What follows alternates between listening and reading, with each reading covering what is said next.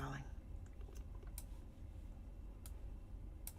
I'm just getting everything set up over here so we can rumble. Cookie, hey. Sorry, y'all. I was chatting with the hubster. Hello, theater girl. Welcome in. Carol. Hi. Hi. Good to see you, darlings. Thank you. Bambi, how are you? How is your book coming along? You have to tell us. Good evening, Miss Carol. How are you? How are you?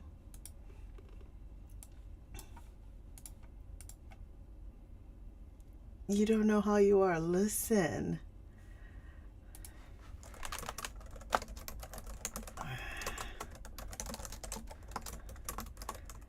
I am, hey, Colleen, welcome. I was a little disappointed because I wasn't able to get my booth done before I start work. Oh, thank you, Carol. But I went into the head office of the school district today to do my onboarding and fill out all my forms and everything. And the head of HR, who was the one who interviewed me, came in to say hi. He told me how everyone is excited to meet me, especially the other librarians in the district, and I should not be surprised if my email inbox is already blowing up. So that was nice. And the guy who onboarded me was very kind. He was going to take my photo, and I was like, I was not expecting that today would be the day. I thought I could just send in a photo, but he wanted to take it right there. So I went home and went and primed up, put on the boss lady lipstick, and went back. So at least that was nice. And what else happened? I took my mother-in-law to the dentist, and they finished faster than we expected. And she took me, she said she wanted to buy me a gift, so we went to Costco and she bought me a very nice, hey Mama Dove, how are you? It's been a while. You holding up okay?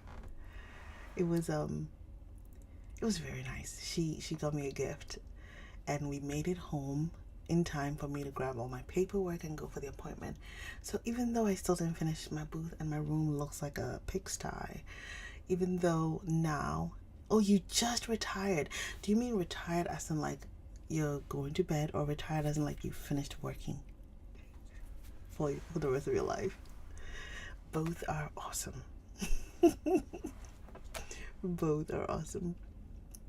So even though my booth is not done and my room looks like that, I think it could be worse. Finished working for life. Ay! Congratulations. You deserve the rest, Mama Dog. Thank you. Thank you for giving of yourself. Now I hope your retirement, you have a lot of awesome plans to just live it up. Hey, Cow Horse Live. Thank you for the follow. Cow Horse Live. I love it. Do you ride the horse? I have a friend who is a, what do you call them? Not a jockey. Is it a jockey? I think she used to race. And she's mad about horses, and she's so good with them. It's amazing. It's like, wow. Yeah. So it could be worse, Peachy. It definitely could be worse. I feel okay health-wise, so I'm thankful. It's such a change from, because I've been working in the private sector for most of my work life, and so working for a school district is going to be an interesting change. The old librarian texted me, "You're scared of horses." I think they're beautiful, huge creatures who should be respected, but I think if you know how to take care of them, I hear they're wonderful. They show so much love, from what I've heard of those who spend their lives around horses.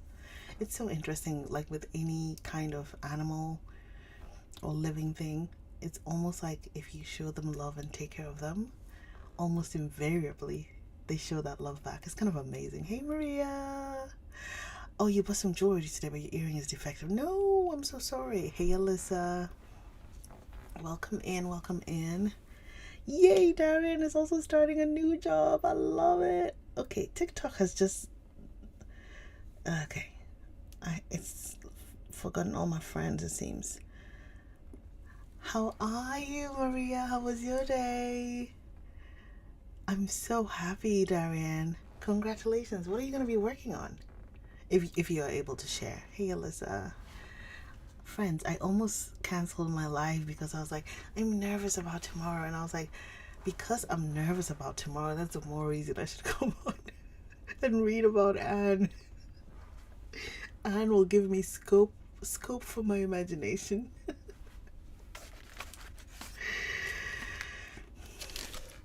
I'm terrified. I haven't worked, like, gone into an office to work in God knows how many years now. Right? Since 2019, 2020. Oh, in a nursing and convalescent home. Wow, Darian, that's hard work. Yeah, congrats. Congratulations. Okay, darlings, I started late today, so I'm just gonna jump into it, if y'all don't mind. The kettle was boiling, so I wasn't able to make tea, but I have water. Thank you, Maria. One last aside before we start. I just realized that I'm gonna have to take like a bottle of water, coffee, snacks, and lunch to work. Like, what kind of life is this? I'm used to working at tech companies where they feed you. What is this life? Hey, Tracy. I don't know. I'm not built for this. There's nothing romantic about this. Let me find the book. I need to channel my inner Anne. How are you feeling today, Tracy? How are you? A little better today? Oh, Lord. Let's see.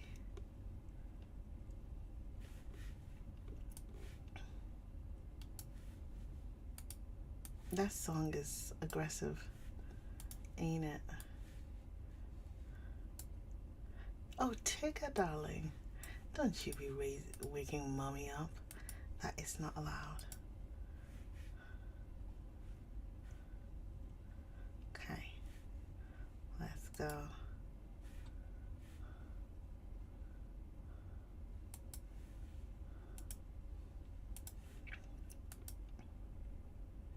Get a cool lunchbox to make it romantic.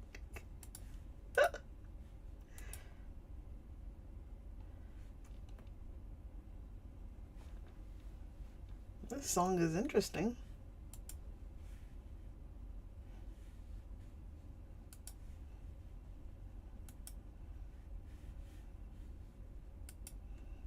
Bento boxes. Yeah, I was gonna buy one of those whatchamacallit? You know, what is bent? Is it bent to go? Oh, this is the song that was stressing me out. I didn't hear this part last time. So I was going to buy one of the bento boxes because Costco, of course, has a great deal on bento lunch boxes. And I was like, you know what? I could just buy one for my kid and one for me, right? So, but I didn't make it. We'll see. But no, I have to pack myself my own lunch, and I don't know. I don't know how to live this life. I've been spoiled. I have been spoiled. I have worked at tech companies for way too long. For like, I don't know, almost 15 years, something. It's crazy. I'll manage. It's only 5 hours. I don't actually necessarily need lunch. I just need to pack some. Meal prepping is the worst. Hey, Archie.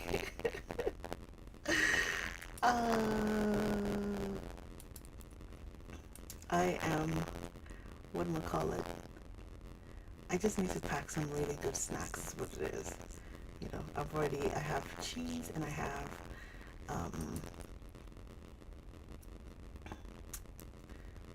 some charcuterie meats and stuff. I'll just make like little cheese wraps and call it done. And then fruit, I definitely need to have my caffeine. So that's the thing that I have to make sure that I'm well caffeinated. You have never had a job feeder? Yeah. There's a mannequin behind me. Oh yeah, it's a scary mannequin. You wanted to come closer? That's my knitting mannequin. I'm gonna need food, easy. No, I don't. I've been doing, what do you call that bad boy? Um, Intermittent fasting for years now. I'm not very strict about it, but I don't usually eat in the mornings. Um, so I'm used to that. And normally by the time I eat is around noon. And so I'll probably take some snacks. And not like bag snacks. I'm thinking more like, cheese with a little bit of a, what do you call it? Salami or something wrapped around it. I'll probably take, yeah, I don't really snack either. I like plantain chips. I might take some plantain chips. Definitely fruit. I love fruits. Maybe some yogurt. Oh yeah, no. My husband used to work for Google, so I am very, very well versed with the chefs. There. Me and my younger one should make each other lunches. I don't like making lunch for him because he never finishes it. He will beg me for lunch and he won't finish it. The school gives them lunch. So I'm like, no, if you're not gonna finish my lunch, you go eat the school lunch, right? Yeah, no, I hear you, Peachy. That's what I'm worried about. Yeah, I'm so spoiled. We had a chef. We had a very small company that I worked at for almost 7 years, but we had in-house chefs, or they ordered lunch for us. So I was very spoiled. Very. I'm not even gonna pretend. So dang spoiled. And on Fridays they had like donuts, or they'll bring in like baked goods. Spoiled. Rotten. I'm not even gonna pretend. Okay. Let's get started, my loves. Let's get this done. And I really, really wish you all to send me some discipline and self-control to go to bed right after we're done. I mean, it's just startup if it's been around for like almost 20 years or something. I worked there for almost 7 years. I don't think it counts anymore as a startup. So we are what, chapter 19? No. Yes, chapter 19, XIX. Because Diana and Anna have now become friends again after she was able to help after the Canadian premiere, right? Oh, we got day old Panera in the shelters. Whoa. They make some good sandwiches at Panera. They do. Maybe I'll make my older one make me sandwiches. He makes really good sandwiches. He makes bomb. He makes really good omelets too. Well, grab your drinks, grab your snuggle bunnies, get some more people in here, share the live with 2 or 3 people who you think might enjoy it. I am trying to rank up a little bit, but again, it's never really serious. So if you have not sent me a daily heart me, are you heading out? Are you going back to bed? Will you be able to sleep, Tracy? If you're able to send a heart me, I'd be very grateful. Because apparently the more fans you get in a live, and they clock that or count that by how many heart me's you get, the more you rank up or something. So I am in League D1. If you can help me pop into the C's, that'd be fantastic. Yay, Tracy, I'm glad to hear that. Gone are the days when you couldn't sleep. Sleep well, my friend. Sleep well. And give some little snuggles to your little furry friends for me. Okay, let us read chapter 19 of Anne of Green Gables. Chapter 19. A concert, a catastrophe, and a confession. Marilla, can I go over to see Diana just for a minute?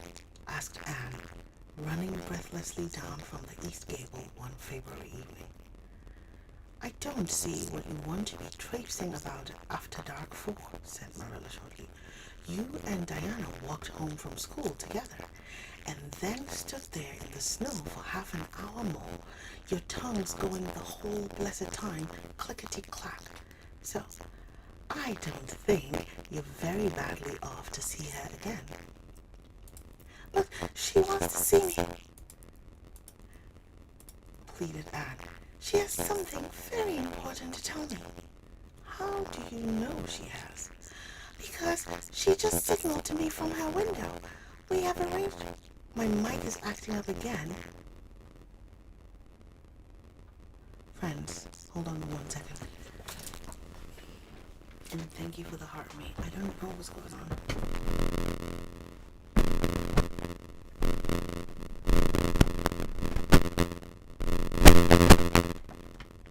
Hello, hello, hello.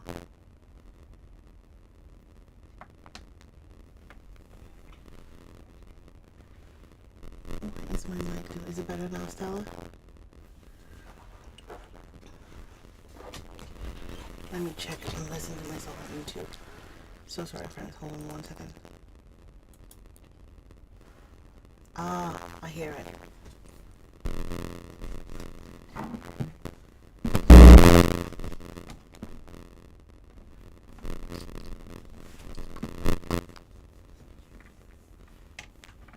Hold on.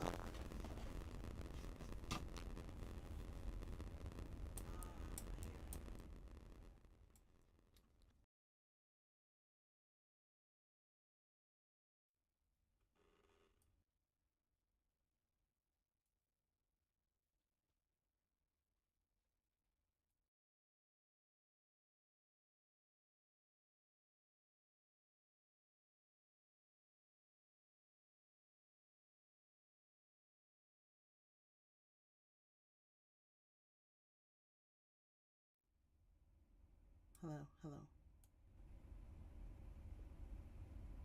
Hi.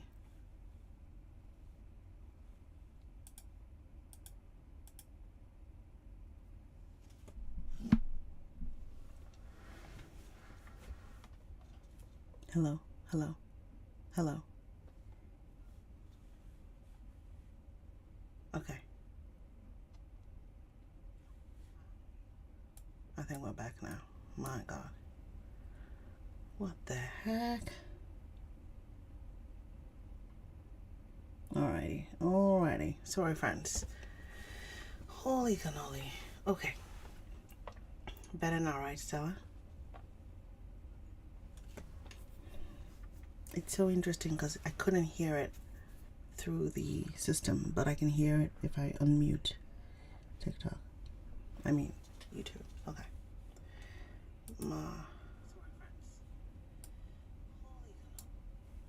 Okay. Here we go. No, thank you for telling me. I will make sure that tomorrow when I come on, I don't just trust the Streamlabs system. I will check by unmuting on YouTube as well. Thank you for that. All right, let me start all over again. Okay. Chapter 19 of Anne of Green Gables by L.M. Montgomery. A concert, a catastrophe, and a confession. Marilla, can I go over to see Diana just for a minute? Asked Anne, running breathlessly down from the east gable one February evening. I don't see what you want to be traipsing about after dark for, said Marilla shortly. You and Diana walked home from school together, and then stood down there in the snow for half an hour more, your tongues going the whole blessed time, clickety-clack. So, I don't think you're very badly off to see her again. But she wants to see me, pleaded Anne. She has something very important to tell me. How do you know she has? Because she just signaled to me from her window. We have arranged a way to signal with our candles and cardboard. We set the candle on the windowsill and make flashes by passing the cardboard back and forth. So many flashes mean a certain thing. It was my idea, Marilla. I'll warrant you it was, said Marilla emphatically. And the next thing, you'll be setting fire to the curtains with your signaling nonsense. Oh, we're very careful, Marilla, and it's so interesting. 2 flashes mean, are you there? 3 mean yes, and 4, no. 5 mean? Come over as soon as possible because I have something important to reveal. Diana has just signaled 5 flashes, and I'm really suffering to know what it is. Well, you needn't suffer any longer, said Marilla sarcastically. You can go, but you're to be back here in just 10 minutes. Remember that. Anne did remember it and was back in the stipulated time, although probably no mortal will ever know just what it cost her to confine the discussion of Diana's important communication within the limits of 10 minutes. But at least she had made good use of them. Oh, Marilla, what do you think? Oh my God, it moved. Oh, Marilla, what do you think? You know tomorrow is Diana's birthday. Well, her mother told her she could ask me to go home with her from school and stay all night with her. And her cousins are coming over from Newbridge in a big punk sleigh to go to the debating club concert at the hall tomorrow night. And they are going to take Diana and me to the concert. If you'll let me go, that is. You will, won't you, Marilla? Oh, I feel so excited. You can calm down then, because you're not going. You're better at home in your own bed. And as for that club concert, it's all nonsense, and little girls should not be allowed to go out to such places at all. I'm sure the debating club is a most respectable affair, pleaded Anne. I'm not saying it isn't, but you're not going to begin gadding about to concerts and staying out all hours of the night. Pretty doings for children. I'm surprised at Mrs. Barry's letting Diana go. But it's such a very special occasion, mourned Anne, on the verge of tears. Diana has only one birthday in a year. It isn't as if birthdays were common things, Marilla. Prissy Andrews is going to recite. Curfew must not ring tonight. That is such a good moral piece, Marilla. I'm sure it would do me lots of good to hear it. And the choir are going to sing 4 lovely, pathetic songs that are pretty near as good as hymns. And oh, Marilla, the minister is going to take part. Yes, indeed, he is. He's going to give an address. That will be just about the same thing as a sermon. Please, mayn't I go, Marilla? You heard what I said, Anne, didn't you? Take off your boots now and go to bed. It's past 8. There's just one more thing, Marilla, said Anne, with the air of producing the last shot in her locker. Mrs. Barry told Diana that we might sleep in the spare room bed. Think of the honor of your little Anne being put in the spare room bed. It's an honor you'll have to get along without. Go to bed, Anne, and don't let me hear another word out of you.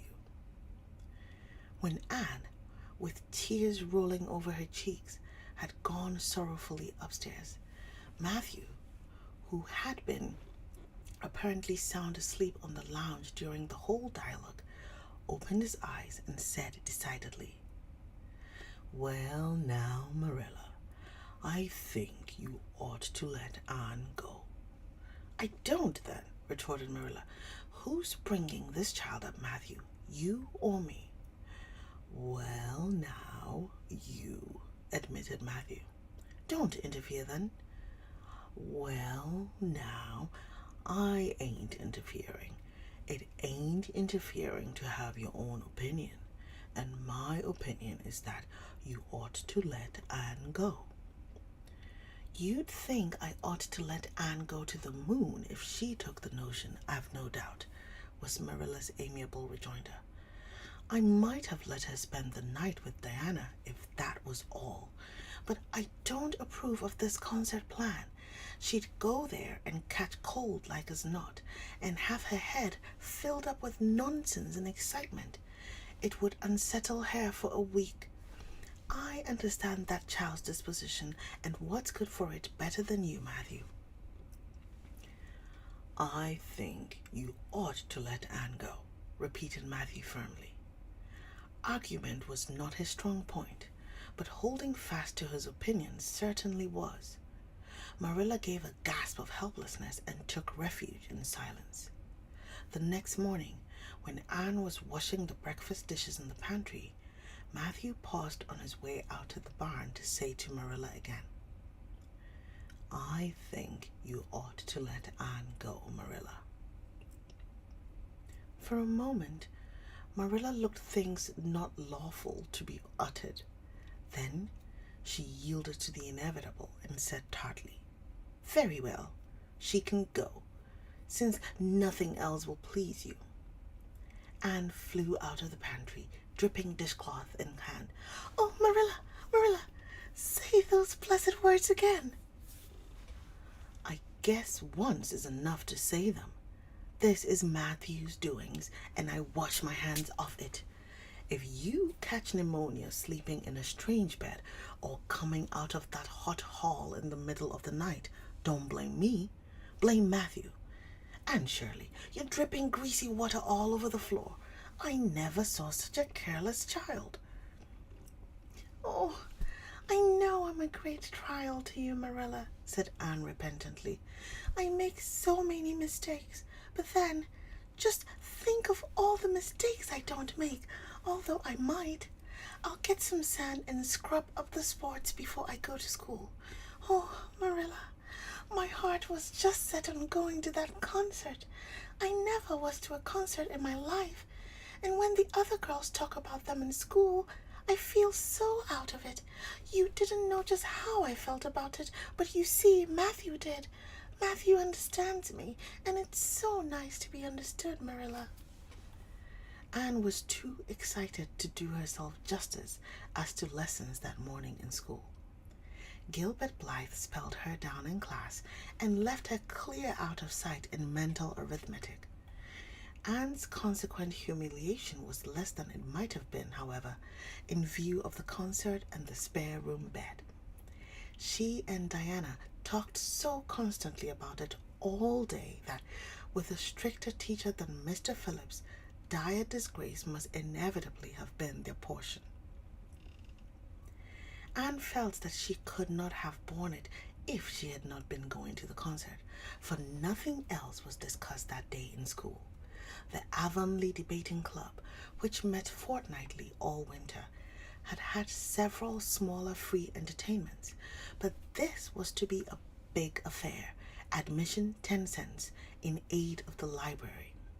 The Avonlea young people had been practicing for weeks, and all the scholars were especially interested in it by reason of older brothers and sisters who were going to take part. Everybody in school over 9 years of age expected to go, except Carrie Sloane, whose father shared Marilla's opinions about small girls going out to night concerts. Carrie Sloane cried into her grammar all the afternoon and felt that life was not worth living. For Anne, the real excitement began with the dismissal of school and increased therefrom in crescendo until it reached to a crash of positive ecstasy in the concert itself. They had a perfectly elegant tea, and then came the delicious occupation of dressing in Diana's little room upstairs. Diana did Anne's front hair in the new pompadour style, and Anne tied Diana's bows with the especial knack she possessed. And they experimented with at least half a dozen different ways of arranging their back hair. At last they were ready, cheeks scarlet and eyes glowing with excitement. True, Anne could not help a little pang when she contrasted her plain black tam and shapeless, tight-sleeved, homemade grey cloth coat with Diana's jaunty fur cap and smart little jacket. But she remembered in time that she had an imagination and could use it. Then Diana's cousins, the Murrays from Newbridge, came. They all crowded into the big pung sleigh among straw and furry robes. Anne reveled in the drive to the hall, slipping along over the satin-smooth roads with the snow crisping under the runners. there was a magnificent sunset, and the snowy hills and deep blue water of the St. Lawrence Gulf seemed to rim in the splendor like a huge bowl of pearl and sapphire brimmed with wine and fire. Tinkles of sleigh bells and distant laughter that seemed like the mirth of wood elves came from every quarter. "Oh, Diana," breathed Anne, squeezing Diana's mittened hand under the fur robe. "Isn't it all like a beautiful dream? Do I really look the same as usual? I feel so different that it seems to me it must show in my looks." "You look awfully nice," said Diana, who, having just received a compliment from one of her cousins, felt that she ought to pass it on. "You've got the loveliest color." The program that night was a series of thrills for at least one listener in the audience, and, as Anne assured Diana, every succeeding thrill was thrillier than the last.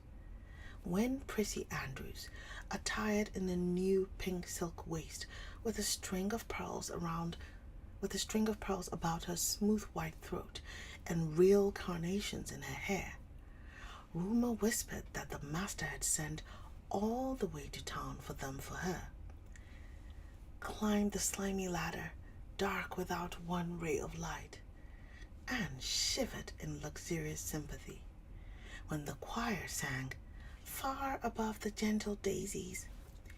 Anne gazed at the ceiling as if it were frescoed with angels. When Sam Sloane proceeded to explain and illustrate how Sockery set a hen, Anne laughed until people sitting near her laughed too, more out of sympathy with her than with amusement at a selection that was rather threadbare even in Avonlea.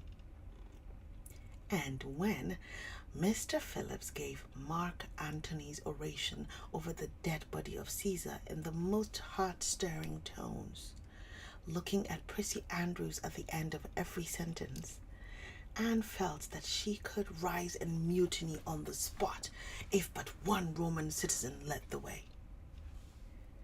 Only one number on the program failed to interest her.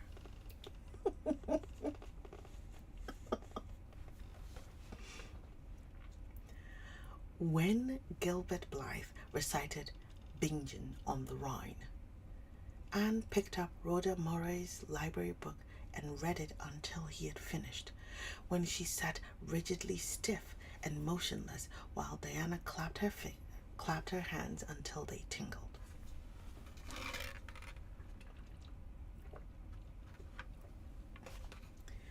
It was 11 when they got home, sated with dissipation, but with the exceeding sweet pleasure of talking it all over still to come. Everybody seemed asleep, and the house was dark and silent. Anne and Diana tiptoed into the parlor, a long, narrow room out of which the spare room opened. It was pleasantly warm and dimly lighted by the embers of a fire in the grate. "Let's undress here," said Diana. "It's so nice and warm." "Hasn't it been a delightful time?" sighed Anne rapturously. "It must be splendid to get up and recite there. Do you suppose we will ever be asked to do it, Diana?" "Yes, of course, some day. They're always wanting the big scholars to recite. Gilbert Blythe does often, and he's only 2 years older than us. Oh, Anne, how could you pretend not to listen to him? When he came to the line, there's another, not a sister. He looked right down at you." "Diana," said Anne with dignity, "you are my bosom friend, but I cannot allow even you to speak to me of that person. Are you ready for bed? Let's run a race and see who'll get to the bed first." The suggestion appealed to Diana. The 2 little white-clad figures flew down the long room, through the spare room door, and bounded on the bed at the same moment. And then something moved beneath them. There was a gasp and a cry, and somebody said in muffled accents, "Merciful goodness!" Anne and Diana were never able to tell just how they got off that bed and out of the room. They only knew that after one frantic rush, they found themselves tiptoeing shiveringly upstairs. "Oh, who was it? What was it?" whispered Anne, her teeth chattering with cold and fright. "It was Aunt Josephine," said Diana, gasping with laughter. "Oh, Anne, it was Aunt Josephine, however she came to be there. Oh, and I know she will be furious. It's dreadful. It's really dreadful. But did you ever know anything so funny, Anne? Who is your Aunt Josephine?" "She's father's aunt, and she lives in Charlottetown. She's awfully old, 70 anyhow, and I don't believe she was ever a little girl. We were expecting her out for a visit, but not so soon. She's awfully prim and proper, and she'll scold dreadfully about this, I know. Well, we'll have to sleep with Minnie May, and you can't think how she kicks." Miss Josephine Barry did not appear at the early breakfast the next morning. Mrs. Barry smiled kindly at the two little girls. "Did you have a good time last night? I tried to stay awake until you came home, for I wanted to tell you Aunt Josephine had come, and that you would have to go upstairs after all. But I was so tired I fell asleep. I hope you didn't disturb your aunts, Diana." Diana preserved a discreet silence, but she and Anne exchanged furtive smiles of guilty amusement across the table. Anne hurried home after breakfast, and so remained in blissful ignorance of the disturbance which presently resulted in the Barry household until the late afternoon, when she went down to Mrs. Lynde's on an errand for Marilla. "So you and Diana nearly frightened poor old Miss Barry to death last night," said Mrs. Lynde severely, but with a twinkle in her eye. "Mrs. Barry was here a few minutes ago on her way to Carmody. She's feeling real worried about it. Old Miss Barry was in a terrible temper when she got up this morning, and Josephine Barry's temper is no joke. I can tell you that. She wouldn't speak to Diana at all." "It wasn't Diana's fault," said Anne contritely. "It was mine. I suggested racing to see who would get into bed first." "I knew it," said Mrs. Lynde, with the exultation of a correct guesser. "I knew that idea came out of your head. Well, it's made a nice lot of trouble, that's what. Old Miss Barry came out to stay for a month, but she declares she won't stay another day and is going right back to town tomorrow, Sunday and all as it is. She'd have gone today if they could have taken her. She had promised to pay for a quarter's music lessons for Diana, but now she is determined to do nothing at all for such a tomboy." "Oh, I guess they had a lively time of it there this morning. The Barrys must feel cut up. Old Miss Barry is rich, and they'd like to keep on the good side of her. Of course, Mrs. Barry didn't say just that to me, but I'm a pretty good judge of human nature, that's what." "I'm such an unlucky girl," mourned Anne. "I'm always getting into scrapes myself and getting my best friends, people I'd shed my heart's blood for, into them too. Can you tell me why it is so, Mrs. Lynde?" "It's because you're too heedless and impulsive, child, that's what. You never stop to think. Whatever comes into your head to say or do, you say or do it without a moment's reflection." "Oh, but that's the best of it," protested Anne. "Something just flashes into your mind, so exciting, and you must out with it. If you stop to think it over, you spoil it all. Haven't you never felt that yourself, Mrs. Lynde?" No, Mrs. Lynde had not. She shook her head sagely. You must learn to think a little, Anne, that's what. The proverb you need to go by is, look before you leap, especially into spare room beds. Mrs. Lynde laughed comfortably over her mild joke, but Anne remained pensive. She saw nothing to laugh at in the situation, which to her eyes appeared very serious. When she left Mrs. Lynde's, she took her way across the crusted fields to Orchard Slope. Diana met her at the kitchen door. Your Aunt Josephine was very cross about it, wasn't she? Whispered Anne. Yes, answered Diana, stifling a giggle with an apprehensive glance. Sorry, hold on.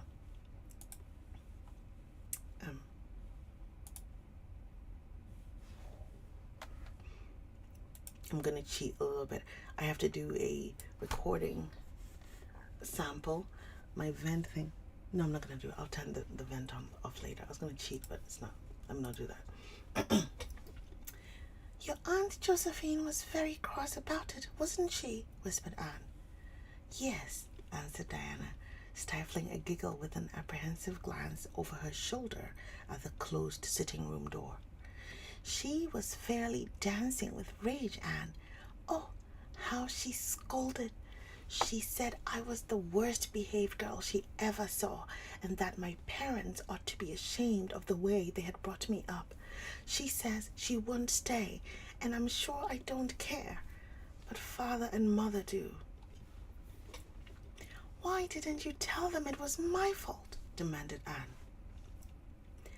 It's likely I'd do such a thing, isn't it? Said Diana with just scorn. I'm no telltale, Anne Shirley, and anyhow, I was just as much to blame as you. Well, I'm going in to tell her myself, said Anne resolutely. Diana stared. Anne Shirley, you'd never. Why, she'll eat you alive.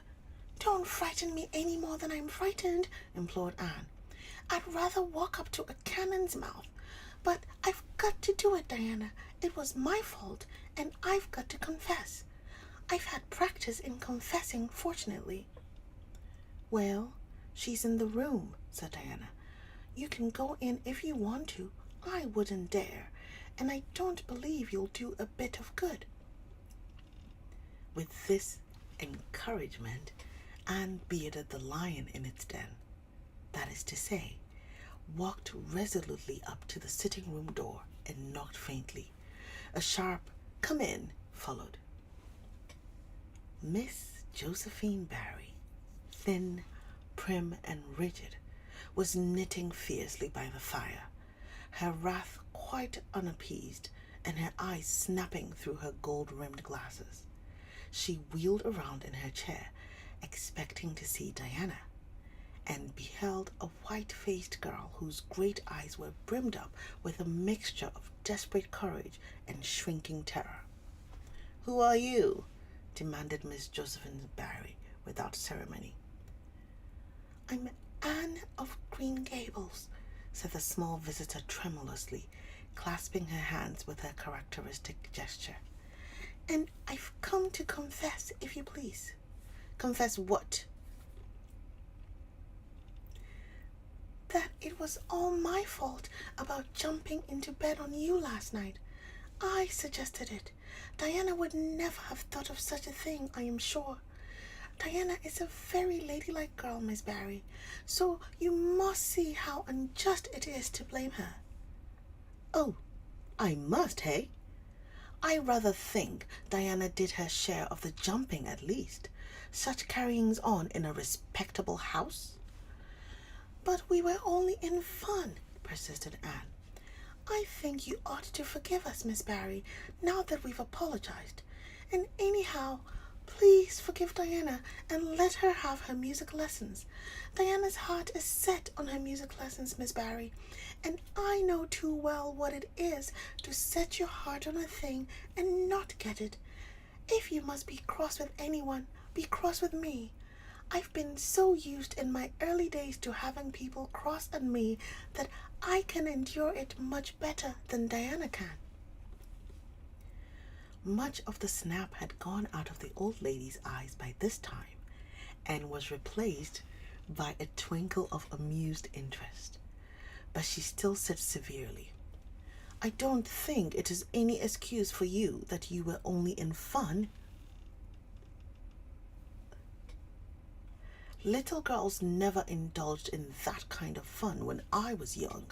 You don't know what it is to be awakened out of a sound sleep after a long and arduous journey by two great girls coming bounds down on you."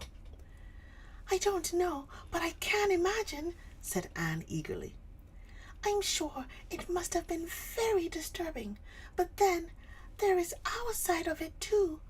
Have you any imagination, Miss Barry? If you have, just put yourself in our place.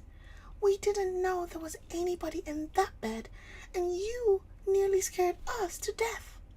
It was simply awful the way we felt, and then we couldn't sleep in the spare room after being promised. I suppose you are used to sleeping in spare rooms, but just imagine what you would feel like if you were a little orphan girl who had never had such an honor." All the snap had gone by this time. Miss Barry actually laughed, a sound which caused Diana, waiting in speechless anxiety in the kitchen outside, to give a great gasp of relief. "I'm afraid my imagination is a little rusty. It's so long since I used it," she said. "I dare say your claim to sympathy is just as strong as mine. It all depends on the way we look at it. Sit down here and tell me about yourself." "I am very sorry I can't," said Anne firmly. "I would like to, because you seem like an interesting lady, and you might even be a kindred spirit, although you don't look very much like it. But it is my duty to go home to Miss Marilla Cuthbert. Miss Marilla Cuthbert is a very kind lady who has taken me to bring up properly. She is doing her best, but it is very discouraging work. You must not blame her because I jumped on the bed. But before I go, I do wish you would tell me if you will forgive Diana and stay just as long as you meant to in Avonlea." "I think perhaps I will, if you will come over and talk to me occasionally," said Miss Barry. That evening, Miss Barry gave Diana a silver bangle bracelet and told the senior members of the household that she had unpacked her valise.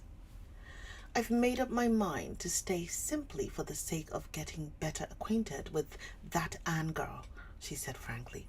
"She amuses me, and at my time of life, an amusing person is a rarity."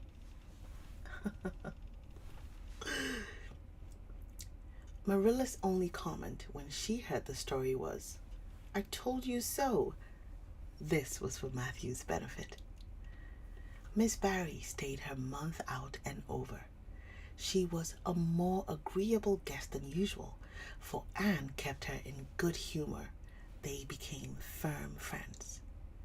When Miss Barry went away, she said, "Remember, you Anne girl, when you come to town, you're to visit me, and I'll put you in my very sparest spare room bed to sleep." "Miss Barry was a kindred spirit after all," Anne confided to Marilla. "You wouldn't think so to look at her, but she is. You don't find it right out at first, as in Matthew's case, but after a while you come to see it. Kindred spirits are not so scarce as I used to think. It's splendid to find out there's so many of them in the world." And that was chapter 19 of Anne of Green Gables. Oh, hey Bianca, I'm glad you joined us. I love the book. This is my first time reading it. Y'all, hey Jeff, my darling. Oh my God. I love the story so much, friends. I think I might produce this book for my demo practice project. I really, really love it. I love it. I love it so much. Oh, thank you, Mama Dop. Thank you. Thank you so much. I appreciate that. I really do. I am I like this story. I have ideas. I feel like I know there are probably already so many, but I would love to save some money. I think if I do produce it, I want to do like an illustrated version. I keep talking about coloring books. I would love to do a coloring book that accompanies the audiobook, right? I'd like to do like a new cover. Is it the first book of a series, Bianca? Did I know? No, I did not. So we have subscribers. So the subscribers nominate the book that we're going to read, and then everyone who listens in, so you, everyone who's listening in, even if you don't chime in, when I open the voting, you can vote on the list. So subscribers nominated this, and people voted on this one. So if we want to read the series, I think another subscriber would probably have to nominate the next one. I did not know it was a series until we started reading this, but I am enjoying it. I love it. I love it. I love it. I love it. I love it quite a bit. Yeah. I wish I was a good enough writer because I would love to reimagine Anne, but in a different environment, like in a different country. Maybe even, hey, Miss Violet, welcome in. Even in a different time, I would love to imagine Anne in our time. How fun would that be? How different, how interesting would her life be? Oh, I need to find someone who's a good author. We can collaborate.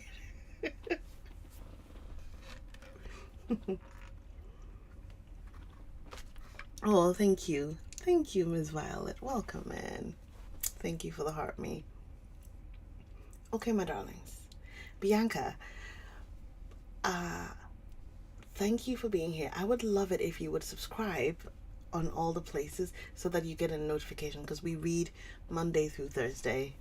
We go through the chapters, and it's been fun. But actually, I think we are over 50% of the way through. So, subscribers, if you are a Nisi Reads paying subscriber, my life goal is achieved. Oh man, thank you. Thank you all so much. You're so sweet. I got the high bear. Thank you, Alyssa. Thank you, everyone who just sent me beautiful gifts. I appreciate you. Um, what was I saying? I forgot. Subscribers, yes. If you're a paying subscriber, so subscribers are part of the, what are we called again? The Dusk and Prose Society. If you are a subscriber in the Dusk and Prose Society, please visit the link in my bio. I have a link tree in all my bios everywhere. And go put in your nomination for our next read. I should check to see if the form is set up though. Give me a minute. Ik minute. Ik is Hindi for one. Ik minute. Ik do tin char panch. Oh, Bianca. No, so Bianca, I have a paid subscription. That's on the Patreon. That's through Patreon. So if you want to support my reading, because I am training to be an audiobook narrator. So whatever I make here goes towards courses and buying like equipment and stuff like that. So the subscribers have been people who've been with me since I've been doing this like a year now, reading live on TikTok, and I think I only started reading on YouTube and Twitch and IG earlier this year, January. Oh my god, time is just running. January of this year. So I started doing it everywhere. So the subscribers are people who support my journey and my vision, and just they're like, hey, we think you got what it takes and we want to help you get there. I have very few perks. I'm still working on getting a few more perks, but that's what the paying subscription is. But if you just subscribe, I think on YouTube when you subscribe it's just following so that you get notification, and that's also very helpful because if I can get to 500 subscribers on YouTube, I think I can get monetized, and that will also help me make a little bit of side income to support this dream and this journey. Let's see. Okay, this is the voting sheet. Let me find the subscriber nominations and make sure that it is ready. Okay. Yeah, you know what? The nominations page never changes. So subscribers, go ahead if you're a paying subscriber and you're part of the Dusk and Pro Society. Just whatever, if you go to the link in my bio anywhere, it will take you to Linktree, and I think it's going to be like the first. It's one of the first. Let me find my Linktree and double check. Oh, the first is the recipe, and then the second one is subscribers nominate our next read. Exactly. So you can do that. I appreciate you all so much. And now I should probably go to bed, shouldn't I? Tomorrow is my first day at my new job. I haven't had an in-person job in a while, and I've been out of work. It's not full-time, it's part-time, but I still have to show up every day, Monday through Friday. And I haven't had to do that since I lost my job in January last year. So there's a lot of mixed feelings here. A lot. Usually what I would do, you know how people go to bed early and like try to sleep it, get a good night's sleep and whatever, and prep for a new thing. I go the opposite. I stay way too late and whatever, but I'm not gonna do that. I'm gonna go to bed. Oh, TikTok wants to check that I'm awake. I am awake, excuse me. The mouth noises. I am going to go off. No, I will still be here, but I'm probably gonna go off on the other platforms unless y'all want to stay to hear me. Melatonin. Unless it's not that I can't fall asleep. I can fall asleep like that. I just don't want the day to end, so I don't get all excited all night. You know what? That's not a bad idea. That's not a bad idea. That is not a bad idea. Thank you, Mama Dove. Thank you so much. It's a whole new career that I'm starting, and it's just like this one. It's, oh God, sorry. It's a tad terrifying. Just a smidgen. But y'all don't have to go. I'm going to try and record my samples because I know if I go off from you all, instead of recording the samples, I'm going to go and read Reddit or Threads. So feel free to stay, but we will continue the reading tomorrow if you need to go to bed. We'll continue Anne of Green Gables tomorrow. But I think I am going to read a snippet of Anne I have to do a fiction sample. Sorry. I have to do a non-fiction sample. I have to do a first-person point of view sample and a third-person point of view sample. Anne is a third-person point of view, so I'm just going to use Anne and be done with that. I found a non-fiction book on Project Gutenberg yesterday. I read the sample. It was beautiful, but the floor noise was so bad I just could not stand it, so I'm gonna redo it. So now I have to find something that is a first person point of view. I am tempted to do Jane Eyre, but Jane Eyre is so dark and heavy. Maybe I just do Jane Eyre and make my life easier, right? They want us to try, the instructors want us to try different genres and pick up different books and stuff, but I don't know if I can use like somebody's current work samples. They said they won't tell us which samples to get, which I feel like it's a little weird. It would be great if they had like a compendium somewhere, right? I'm sure I can find something somewhere. I will. Yeah, anyway. Thank you all who stayed. Please get some rest. I'm going to go turn off.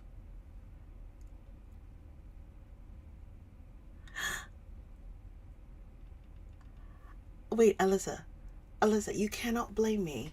Stella, thank you. You cannot blame me. You went to get a used Outlander from Powell's Book City and you blame me. You got it because you want to read about Jamie. Don't even like pretend it was me. I mean, it's Jamie.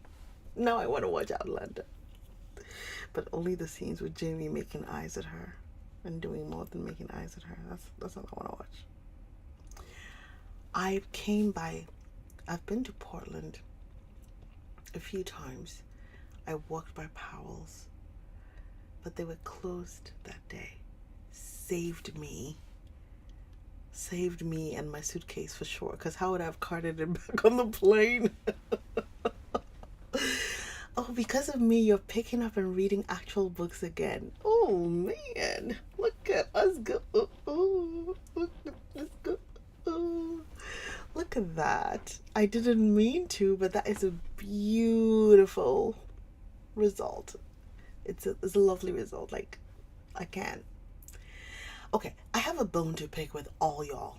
Still, I asked months ago for y'all to send me photos of how you listen, like what pose you're in, and I think like only 2 of you ever sent me photos. Are you shy? You can block your face out. I just wanted to do like a montage video celebrating all of you, but y'all didn't send me anything. Only Alyssa did. I think Alyssa didn't tag me, and one other person did. I want to see y'all comfy cozy. Shoot, don't be shy.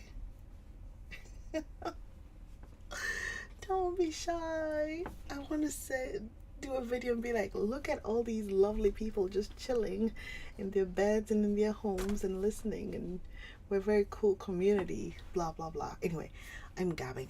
Let me go turn off the fan. I'll be back.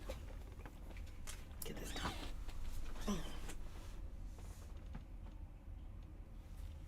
I was about to punt it again to tomorrow, but that's what I did yesterday. Give me a second.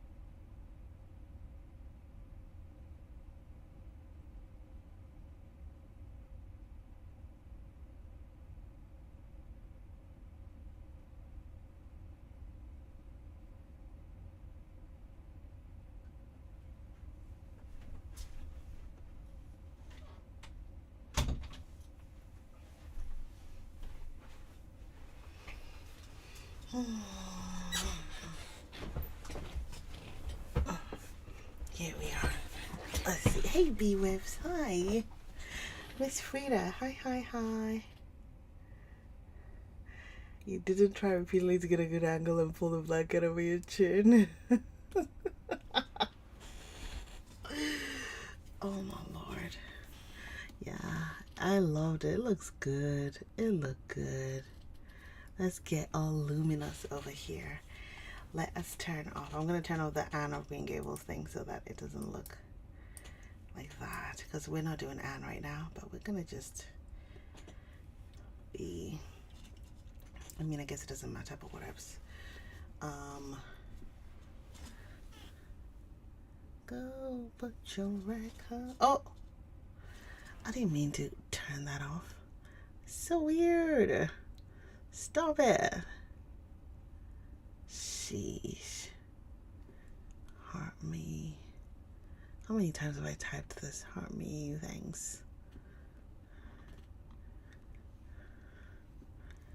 Heart me, thank you. And you can't add emojis. Did you know that? You cannot put in emojis. Okay. Here we go. Let me do... Which section of this passage do you think I should do for Anne? Which section of this chapter we just read should I do? Maybe when she's talking to Miss Barry.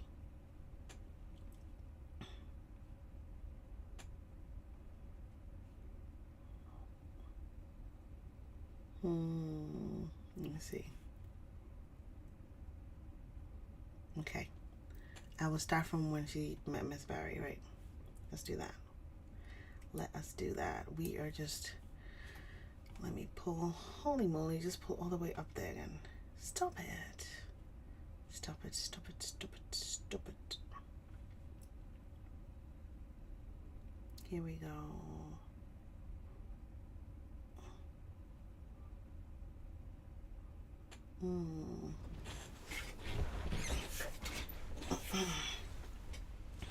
Okay, let me see if I can get everything set up here.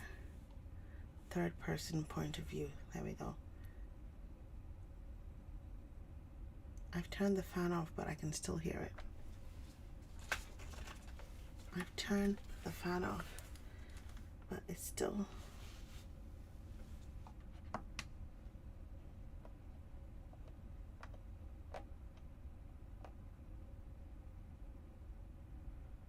The noise floor is so high. I can still hear it. There.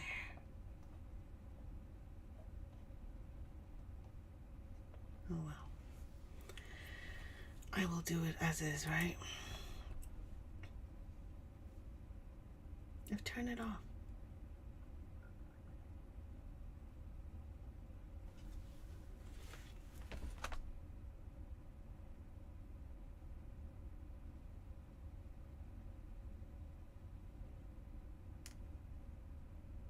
Maybe it's all the lights.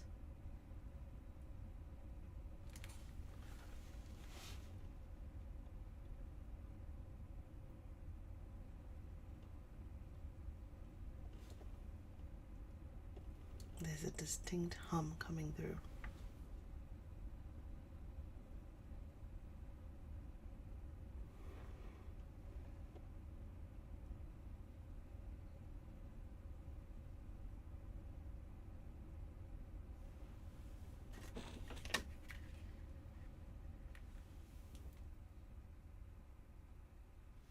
It just stopped. Oh my God. Okay. It stopped. Yes. All right. Here we go. Yes.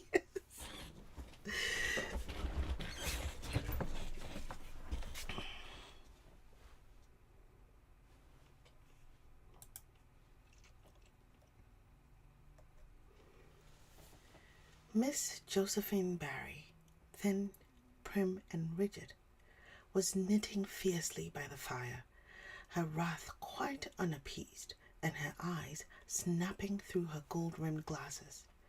She wheeled around in her chair, expecting to see Diana, and beheld a white-faced girl whose great eyes were brimmed up with a mixture of desperate courage and shrinking terror. "Who are you?" demanded Miss Josephine Barry without ceremony. "I'm Anne of Green Gables," said the small visitor tremulously, clasping her hands with her characteristic gesture. "And I've come to confess, if you please." "Confess what?" "That it was all my fault about jumping into bed on you last night. I suggested it. Diana would never have thought of such a thing, I am sure. Diana is a very ladylike girl, Miss Barry, so you must see how unjust it is to blame her." All right, let me listen to it. Hey, Appa. 안녕하세요. I mean, listen to it. Lord, was my stomach making all the stomach noises? Good night, Stella. Holy cow, is it loud? Jeez Louise. Josephine. Bloody hell.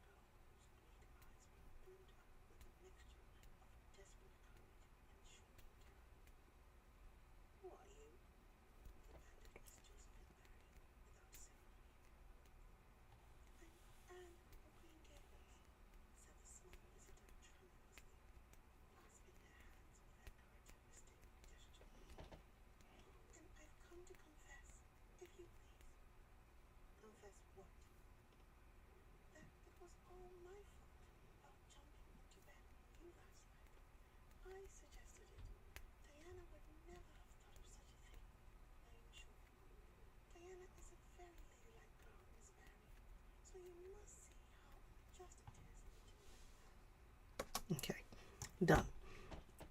Let me edit it a little bit, and I'm gonna export it. I wish I could play it for y'all to hear, but it's a little hard to. I don't know how to do it. Alrighty. Thank you for keeping me company. I'm just, let me see how many minutes I got. Like I'm exporting. I'm not even gonna, let's see, mark and export. Active track. Okay. All right, what's the title? Okay. I'm gonna do MP3 file. Okay.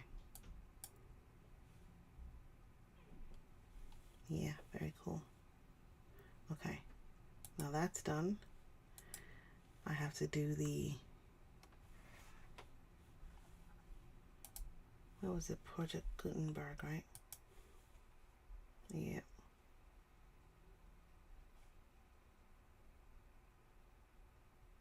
I'm gonna do Jane Eyre. Okay. We're back to Jane. Dear, dear Jane. Again. Our dearest darling Jane. Restore all. Restore all. Was I speaking in a British accent when I did Jane? I don't remember. Did I put on an accent? Only when St. John was talking, right? How much do I dislike that dude? Let me count the ways. Okay, where are you? Anne of Green Gables. Alright, let's find note to the third. Okay, here we go. Just do the intro.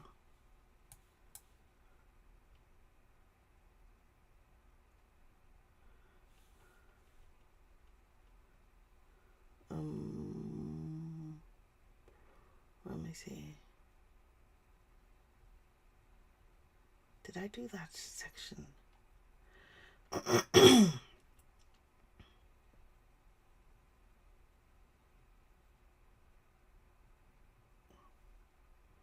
Hi, Lacey. What section of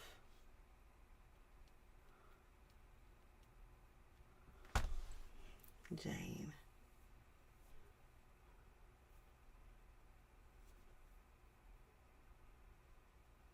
Alrighty, here we go. Hey, Daisy.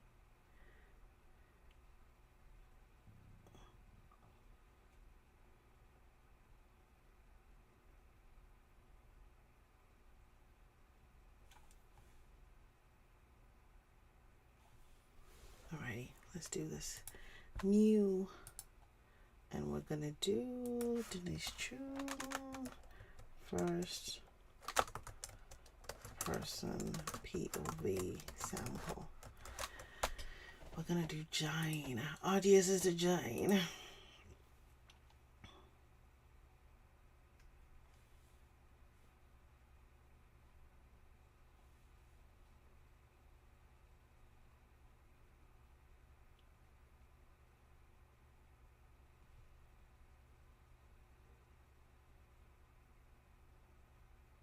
Okay, let's do.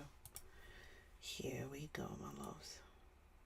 You haven't heard Jane in a while, or maybe you don't want to hear Jane.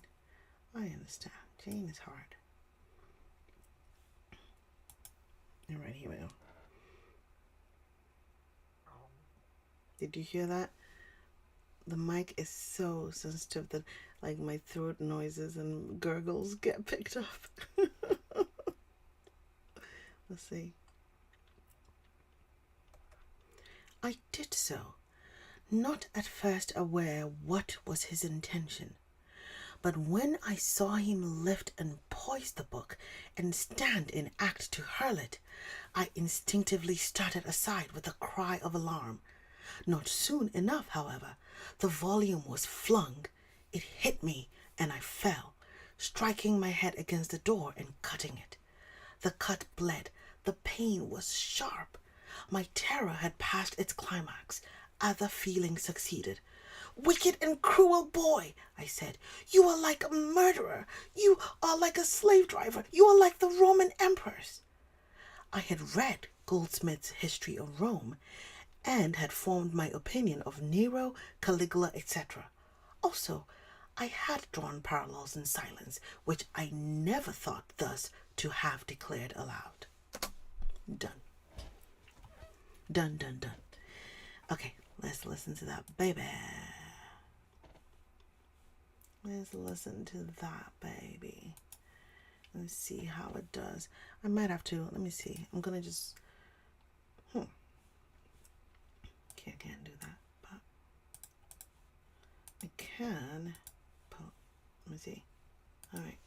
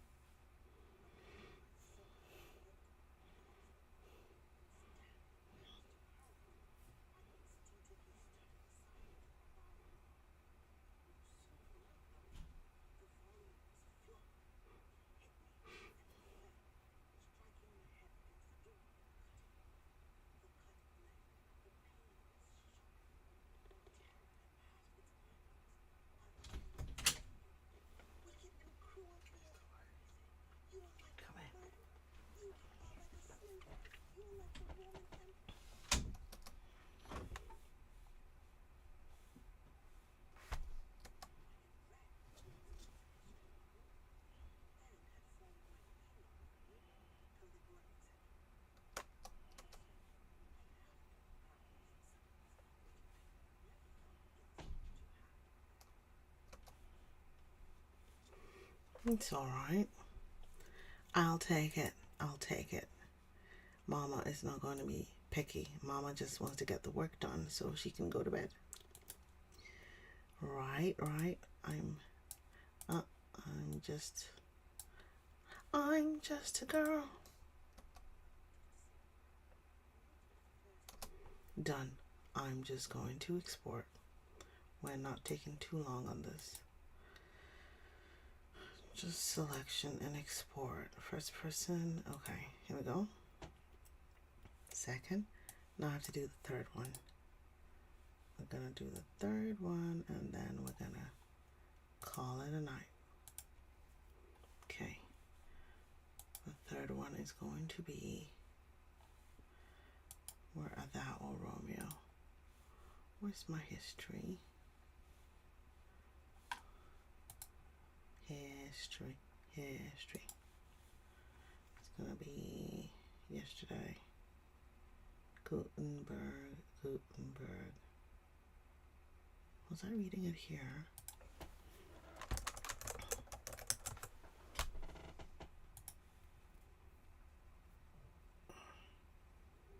No, it wasn't here. It was somewhere else. Interesting. It was somewhere else. Alrighty. No biggie. I will find it. No diggity. No doubt. Mm-hmm. Mm-hmm. Mm-hmm. No diggity.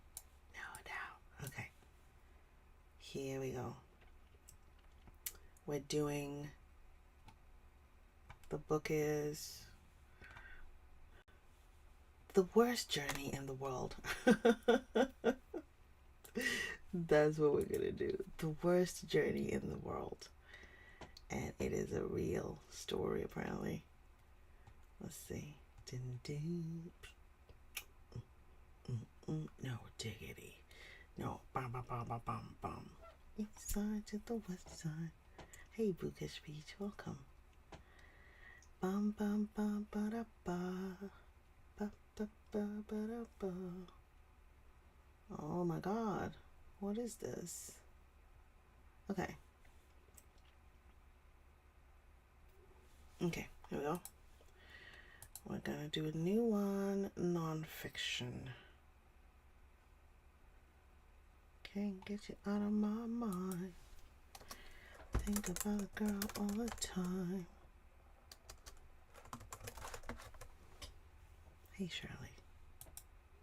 No diggity, no doubt. Just keep saying that, right?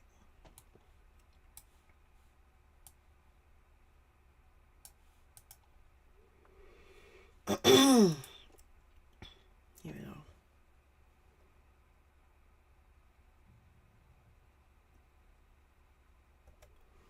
Polar exploration is at once the cleanest and most isolated way of having a bad time which has been devised. It is the only form of adventure in which you put on your clothes at Michaelmas and keep them on until Christmas and, save for a layer of the natural grease of the body, find them as clean as though they were new. It is more lonely than London, more secluded than any monastery, and the post comes but once a year. As men will compare the hardships of France, Palestine, or Mesopotamia, so it would be interesting to contrast the rival claims of the Antarctic as a medium of discomfort. A member of Campbell's party tells me that the trenches at Ypres were a comparative picnic. But until somebody can evolve a standard of endurance, I am unable to see how it can be done. Take it all in all, I do not believe anybody on earth has a worse time than an emperor penguin. Boom, done. Oh, whoa, Blackenstein, darling, how are you? You doing okay?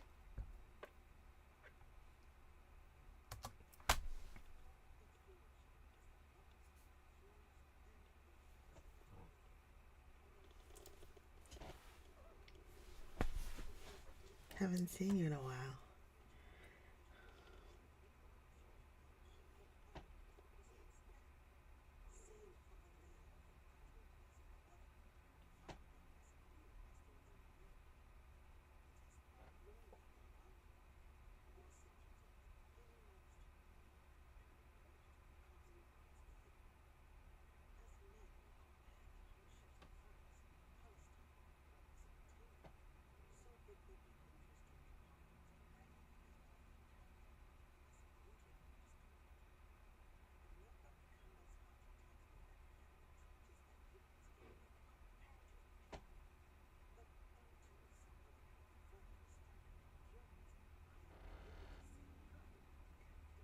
Oh yeah,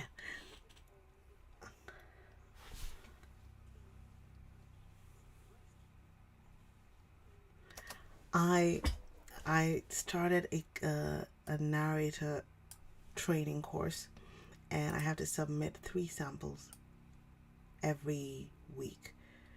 And so we finished the reading, and I didn't want to go to bed without doing it, so I just thought I'd do it on the live, because if left to my own devices, I will just go on Reddit and stay up late. So I was just recording and I was listening to the playback to see what it sounded like. That's what I was doing. And now I'm gonna export it. Like I'm not even like spending time reviewing it or thinking. I'm just exporting and I'm done. So yes. Yes, because I end up spending like 2 hours after I hang up, spend about 2 hours just browsing Reddit and threads, and it's a bad, bad, bad thing. So um, let me go find my drive. Subscribers though, the what do you call it is open because we are over. Do I want to save it? Yes, we are over 50% of the way through our current book. I think we call this buddied up. Like I think we should, yes, and an accountability check maybe, because I would absolutely just not. So let me put it on my drive. I have to upload it into a Google Drive folder and then share it with share the links with so samples. Yep, okay, here we go. Do I call it chapter 1 samples? What do I even call it? What do I call it? I want to create a folder. You know what? I'm just gonna do the week that I recorded it in. Week samples, week of August 4th, right? 2025. Let me just do that because I'm already on chapter 3 or something. Hey, Jack.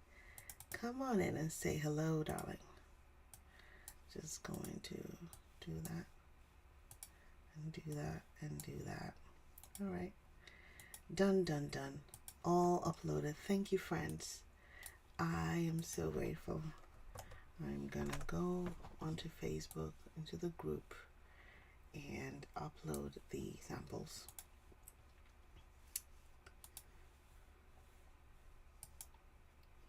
Hey, pirate. Welcome in. Alrighty. Let me put it up.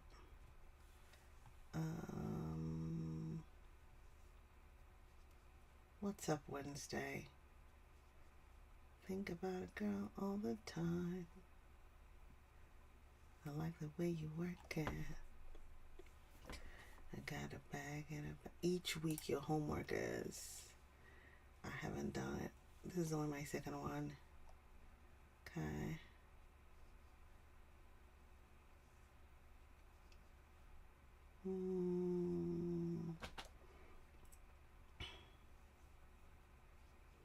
You have a cousin named Wednesday.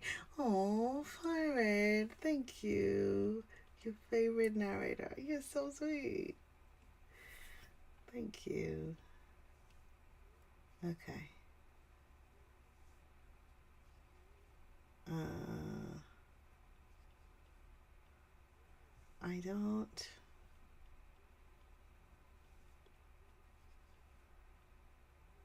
I don't have any. Okay, let's see.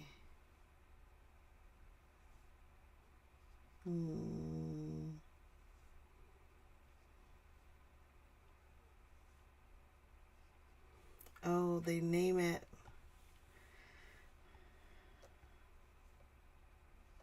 Okay. Your uncle was a comedian. Amazing. Let me see. Okay. Jane Eyre.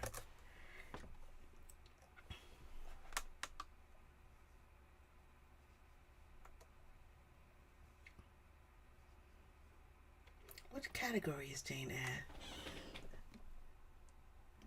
What category is Jane Eyre? Like, I'm just gonna, you know what? Rename. Like what genre? Hey Karen. GG. Okay. Nonfiction sample was the name of the book. What was the name of the book? The Worst Journey in the World.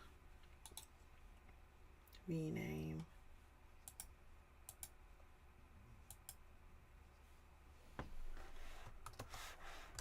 Worst Journey in World Nonfiction. Okay, I'm just gonna, okay. Let me see. Copy link.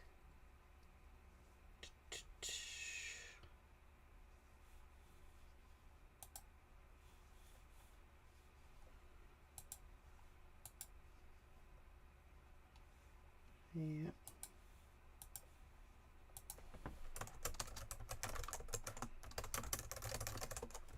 Yeah, on my samples for this week, I would appreciate any feedback you have about the performance. Alright, one. Which one? I don't know, third person. Okay. Third person. POV. Anna of Green Gables. Alright. 2. First person POV. Jane Eyre. Miss Jane. Oh, Jane. I do miss Jane a little bit, but just a little bit. Not by much. Anyone with a link. Okay, copy link. Let's do that. 3. Nonfiction. The Worst Journey in the World. Joseph Akajo. Oh, he was amazing. I love it. Anyone with a link. Okay, copy link. Here we go.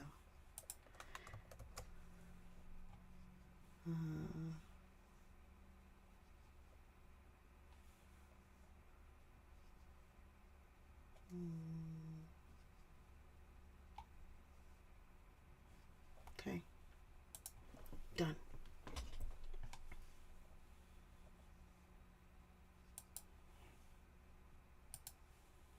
I posted. Thank you all so much for keeping me company. I'm gonna head to bed now. Have a good night.